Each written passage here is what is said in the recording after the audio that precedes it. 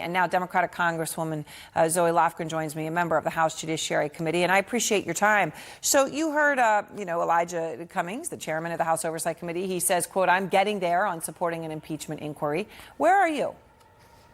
Well, I think we need to be very focused and methodical. We can't outsource the fact-finding. Much as I appreciate what I was able to read of the Mueller report, we need the evidence behind it. We need the material that was redacted. We need live witness testimony, and that's what we need to focus on. It is frustrating and wrong that the president is blocking our ability to get that, but we have to go to court to do that. So I guess what I'm trying to understand is you have to go to court, and then a court, even if a court rules in your favor, it's appealed by the president. And, if you're waiting to have a defiance of a final court order up to the Supreme Court, you could be waiting a year. You could be waiting more than that. Well, are you saying that's your timeline? Having an impeachment inquiry doesn't change that one bit. You still need to go to court to get your subpoenas enforced. So, the I word really doesn't change what you need in order to get your subpoenas enforced. We had a great court ruling yesterday because the president's view is not only wrong, it's garbage, it's ridiculous, it's laughable. And the court basically said this is nothing. This is on the accounting firm, the Mazars and the financial Yeah, it wouldn't even stay as ruling because there's no basis for what the president is saying. To say that every executive officer is immune from testimony, it's ridiculous. It's ridiculous. So you're saying you would wait until that process goes through, and that even if impeachment proceedings were to be launched, you're not automatically going to get information. You're still going to have to fight this battle. So what you're saying is it's pointless until the legal process is done. Unless you say we're not going to have a process, which I don't hear anyone saying, you're going to be in the exact same situation of getting your subpoenas enforced by a court. Okay, so you're not there yet. You're waiting for the court. But I think we have to do our job. And our job is going to involve the third branch of government, no matter what you say about impeachment. Okay. But you obviously have where you stand and where others stand, because, look, more people, Mary Gay Scanlon among them, right, are switching tunes, right? They were more where you are, and they're now saying, let's go ahead here. We got to start this now. As key members of your committee on that list. Speaker Pelosi, though, I don't know if you heard her today. It was hard to hear it. But what she said was, they said, what about the division in your party? And she said, we don't have division.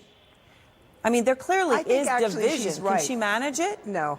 I think there's different strategies to get to the truth. That's different than a knife fight and a division in Democrats. I worked on the Nixon impeachment when I was on the staff of Don Edwards. I was on the committee during the Clinton impeachment. So this is not my first rodeo when it comes to misbehavior in the executive branch.